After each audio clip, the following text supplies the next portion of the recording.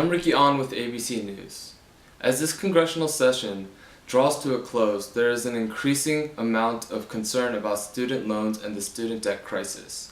On November 9, 2011, President Obama, Speaker of the House John Boehner, and Minority Leader Mitch McConnell all spoke at James Madison University regarding the newly proposed student loans plan. While Obama reassured the people that the bill is already paid for, Republicans argued that Obama is overlooking congressional opinion and his plan for tackling the student debt crisis will serve only to increase the burden on American taxpayers. Joining us with more on this story is ABC News correspondent Cameron Carey. Thanks, Ricky. Last week, President Obama issued an executive order to address the student loan crisis. He outlined a plan that he believes will lower the number of individuals struggling to keep up with their monthly payments.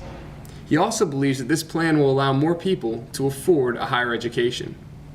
However, Republicans argue that those who do not attend college shouldn't be responsible for paying for others' education.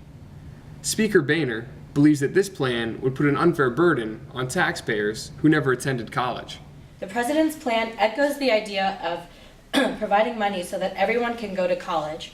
That is a great ideal, but unfortunately someone has to pay for that ideal. That someone is the American taxpayer. I think that students that are in college right now are well capable of paying back those loans within a 20 to 25 year stretch. I just don't think that it's fair to pass on that loan onto taxpayers because, like I said, some of our taxpayers have never had the opportunity to go to college and to pass. Obama insists these measures will not increase taxes, since much of this plan was supposed to take effect in 2014. Obama used an executive order to accelerate the implementation of a bill already passed by Congress, so that it would take effect now instead of taking effect 2 years from now. The president has passed a series of executive orders in the past few weeks, a series of orders the White House has termed, "We can't wait," a message likely meant to draw attention to Congress's inaction, which Obama says makes this executive order necessary. The price of attending a university has gone up 7% in the past 2 years. So I decided to sign an executive order last week that will affect millions of younger Americans and put college easier to reach for all Americans. This plan was going to go into effect 2014. Those in Congress already knew it was coming. I decided that because of Congress's inaction, I was forced to act and bumped up the date.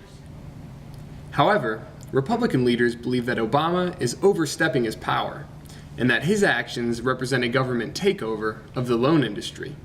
Minority Leader Mitch McConnell countered Obama's points and insists that this bill could create more problems by causing lenders to cut jobs. The executive order was not created as a means to bypass Congress to further one's own political agenda. I am in agreement with Speaker Boehner and my other congressional colleagues' view that this order is a job-killing government takeover. The Senate just 1 month ago voted this down, and he says that he will not wait.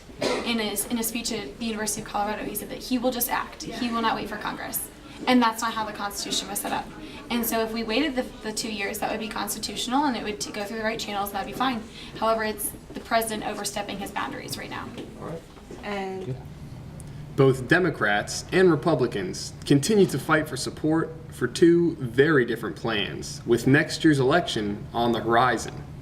But with no compromise, and neither side backing down, it remains to be seen which side will win the support of voters. I'm Cameron Carey for ABC News.